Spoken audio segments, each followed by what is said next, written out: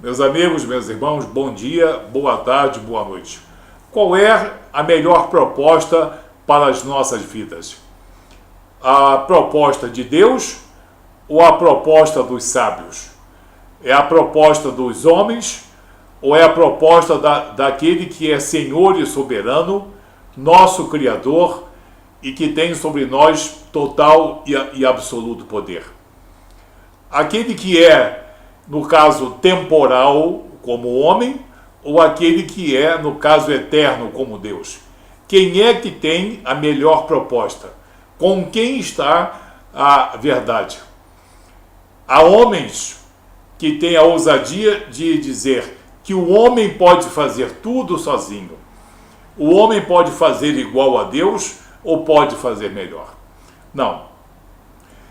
O que acontece é que realmente a fé cristã, toda a obra redentora de Jesus, toda a pregação do Evangelho e a vontade de Deus antes mesmo do nascimento de Jesus, ela é de conhecimento de muita gente, mas ela é mal interpretada, ela é rejeitada, porque o homem invariavelmente sempre lutou contra a vontade de Deus. E isso nós vemos nas Escrituras Sagradas séculos antes do nascimento de Jesus. Lutas de povos contra a própria raiz de Davi, de Jessé. Nas monarquias nós vemos a atuação de Satanás e a atuação de Deus. Nós temos governos monárquicos no tempo de Israel que eram de acordo com a vontade de Deus e outros que eram governos decaídos. Acontece que a vontade de Deus ainda não é devidamente compreendida. Nós vamos em um vídeo explicar quais são as diversas propostas de Deus para cada um de nós? Não, é muita pretensão. Mas eu fiz apenas um resumo de 5 coisas que Deus quer fazer e Deus se propõe a fazer na vida de cada homem ou de cada mulher que olha para a obra redentora de Jesus e vê ali a solução para os seus problemas morais e espirituais. 5 coisas Deus se propõe a fazer em nosso benefício, para nosso resgate e para nosso aperfeiçoamento. E hoje em dia, quando se prega cristianismo, a gente tem que falar no que Jesus fez e no que Jesus ensinou. Nós temos que falar em fé e temos que falar em aperfeiçoamento. Porque se nós não falarmos nesse binômio, vem sempre alguém com a sua doutrina não cristã, querendo dizer: nós fazemos mais, nós fazemos melhor. Vocês vivem de fé, nós vivemos de obras. Nós somos cultos, sábios e muito eruditos, e vocês são pessoas indoutas. Tudo isso é um desconhecimento da vontade de Deus. Nós podemos dizer que a maioria das seitas e heresias que estão pululando por esse país, elas não são expressão de uma liberdade de escolha, mas é que muita gente não tem outra escolha porque pensa que a proposta dos homens é melhor que a proposta de Deus.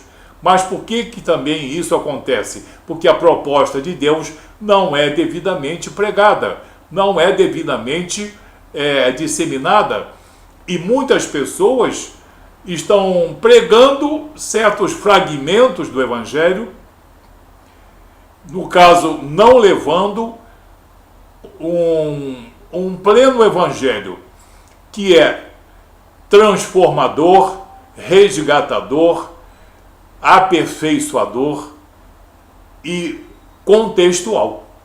Isso, o Evangelho é contextual, ele tem o seu aspecto contextual.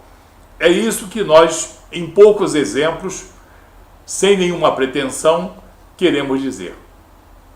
há 5 coisas, pelo menos, no resumo que eu fiz, que Deus quer fazer com cada um de nós.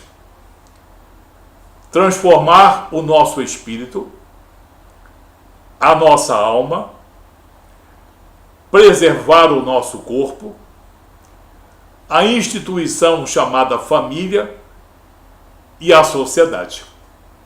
Então quer dizer que Deus não olha apenas o homem? Não. Ele não olha apenas o espírito? Não. Ele não olha apenas a congregação cristã? Ele não olha apenas a fé? Ele não olha apenas as obras? Não. Deus nos mostra nas Escrituras Sagradas uma coisa contextual bem maior do que muitas vezes nós lemos, bem maior e bem mais ampla e bem mais coerente do que muitas vezes nós ouvimos alguns pregadores dizerem. Existem essas 5 coisas.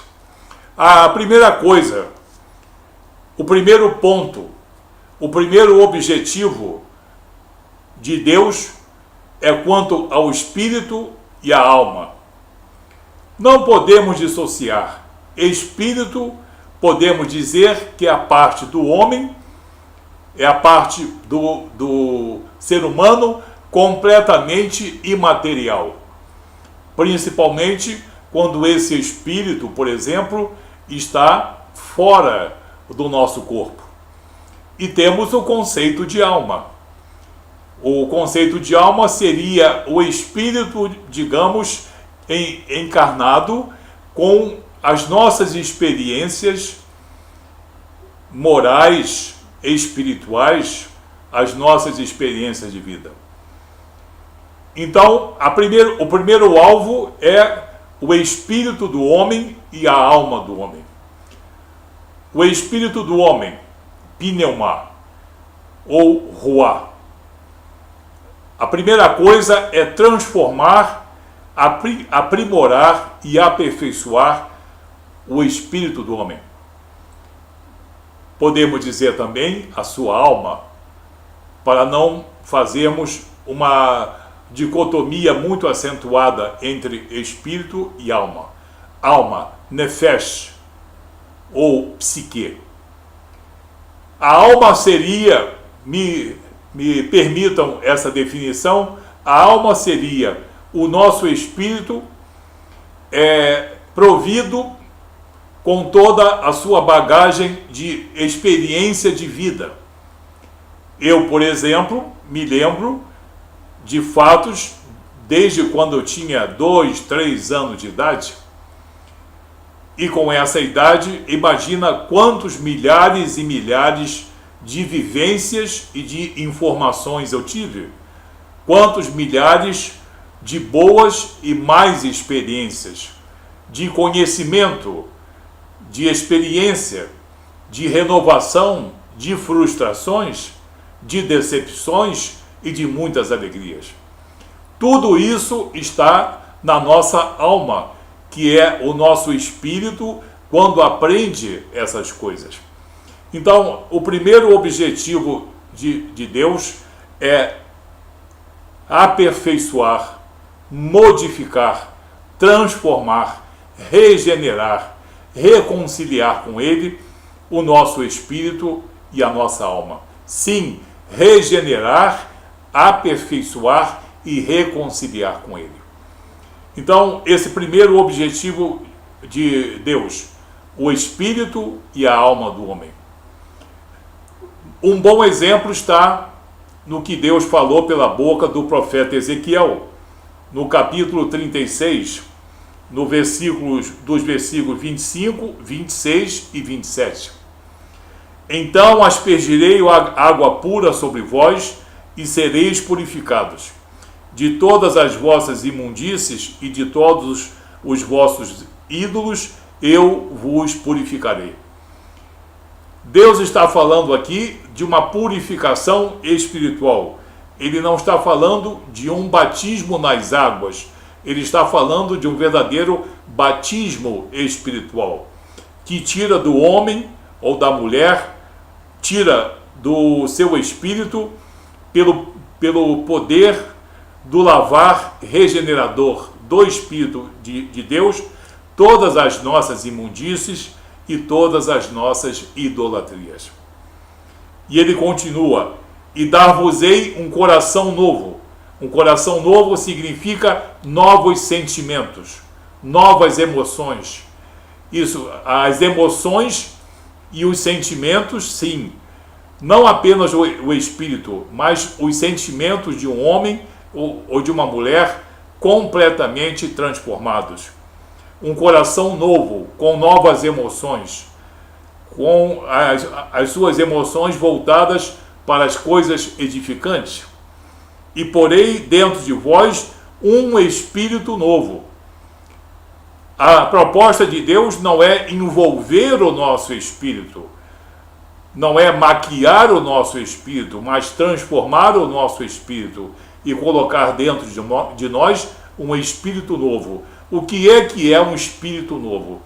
É um espírito nascido do alto, nascido de Deus por esse lavar regenerador do Espírito Santo de Deus. Então, nos conceder um coração novo, novos sentimentos, novas emoções, nos conceder um espírito novo, e tirarei da vossa carne o coração de pedra, o coração insensível, e vos darei um coração de carne, um coração que pulsa, ou seja, um coração com bons sentimentos, um coração sensível às coisas de Deus e a tudo aquilo pertinente às pessoas que cercam você.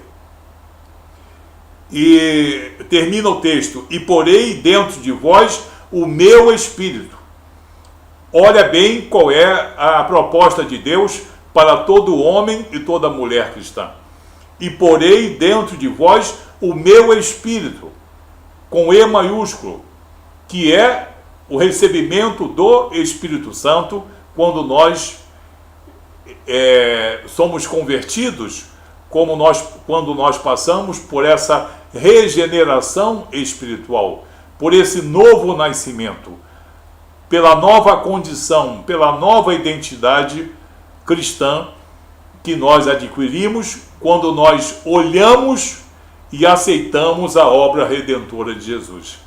Quando o Espírito Santo de Deus age em nosso espírito, em nossa alma e em nosso coração, regenerando.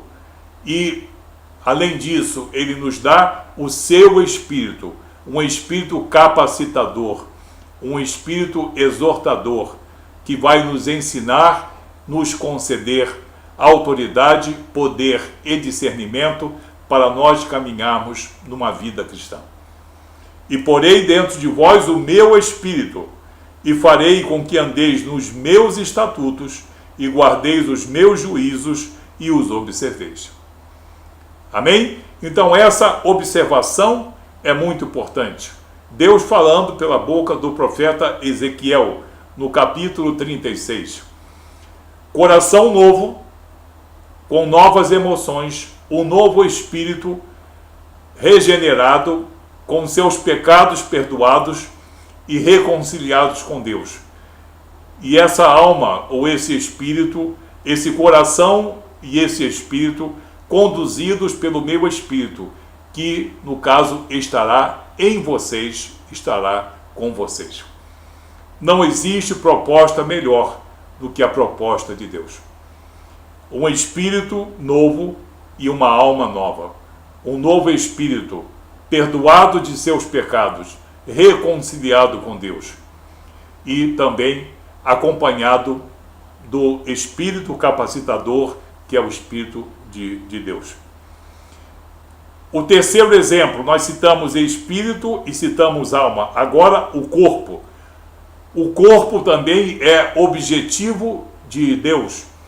Que o nosso corpo não seja lançado na prática das impurezas. Que o nosso corpo não seja lançado às coisas pecaminosas. Porque o nosso corpo é templo do Espírito Santo. Porque a promessa de Deus se cumpre na vida do homem e da mulher cristã.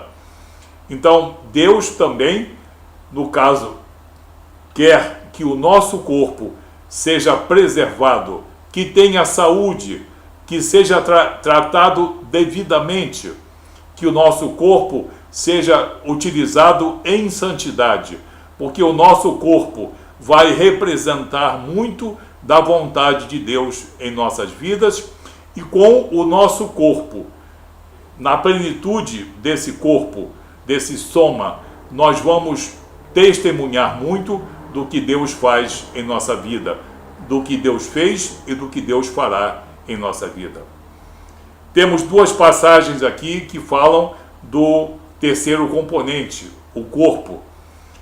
A primeira passagem está em 1 Coríntios, capítulo 6, versículo 19, quando o apóstolo Paulo adverte: ou não sabeis que o vosso corpo é templo do Espírito Santo, que habita em vós, proveniente de Deus, e que não sois de vós mesmos? E que não sois de vós mesmos. Não sabeis que o vosso corpo é templo do Espírito Santo? E a segunda advertência, em 1 Coríntios, capítulo 6, versículo 20. Porque fostes comprados por um bom preço. Esse preço aí é o sangue remidor de Jesus, o Cordeiro de Deus, o Agnus Dei. Glorificai, pois, a Deus no vosso corpo e no vosso espírito, os quais pertencem a Deus. Ambos pertencem a Deus, o vosso corpo e o vosso espírito. Então, o homem e a mulher cristão que aceitam essa proposta de Deus em sua vida, eles vão aprimorar o seu espírito através da oração, da santificação, da comunhão, de diversos devocionais, de uma disciplina moral e espiritual, e não vão deixar que o seu corpo sirva ao pecado, à prostituição, às drogas, ao alcoolismo, que o seu corpo seja todo ele, digamos, mutilado, como muitas vezes nós vemos pessoas usando coisas e fazendo coisas que não são de acordo com a vontade de Deus. Não estamos discutindo a liberdade que elas têm de fazer isso, mas é contra a vontade de Deus. O homem e a mulher cristão devem cuidar do seu corpo. Embora seja matéria, existe aqui uma recomendação apostólica de que nós cuidemos do nosso corpo em santidade e não deixemos que ele seja instrumento da prostituição, da mentira, da inverdade, e que não sirva a Satanás, aos mentirosos, aos falaciosos, mas sim sirva a Deus, porque, como diz Paulo, o nosso corpo e o nosso espírito pertencem a Deus. Então vimos aqui o terceiro elemento. O quarto elemento é a família. A família é a célula da sociedade. Na cultura judaica, na cultura cristã, nos ensinamentos bíblicos, nós vemos a família sendo preservada, a família sendo estruturada dentro das bases judaico-cristãs. O homem, a mulher e os filhos, e o pai como autoridade moral e autoridade espiritual. E o homem que se diz cristão, ou a mulher que se diz cristã, ou a instituição que é cristã e não cuida da família, ou o próprio homem cristão que não cuida da sua própria família, não tem nada que fazer dentro do templo. Antes cuide dos seus, para depois querer então, no caso, servir a Deus. Não adianta servir muito na igreja e não servir aos seus domésticos, aos seus filhos, às suas filhas, à sua esposa, ao seu esposo. Então, a família é algo da qual Deus não abre mão. Na matriz judaico-cristã, a família é a célula da sociedade bem estruturada. A família cristã, o homem e a mulher especificamente. E nós temos que cuidar de nossa casa. Paulo, na carta a Timóteo, em 1 Timóteo capítulo 5, versículo 8. Mas se alguém não tem cuidado dos seus, e principalmente dos da sua família, negou a fé e é pior do que o infiel. O que Paulo diz aqui: você é bom nas obras, você é um bom pregador, na sua congregação você é um diácono muito eficaz, ou você é até mesmo, digamos, missionário, mas antes você tem que ser bom com os domésticos, com o seu filho. Se você cuida bem do seu filho, da sua filha e da sua esposa, você faz algo que é necessário aos olhos de Deus, para depois se lançar aquilo que muitos consideram mais importante. Querem fazer coisas maravilhosas, mas se esquecem da própria família. Esses são piores do que o infiel.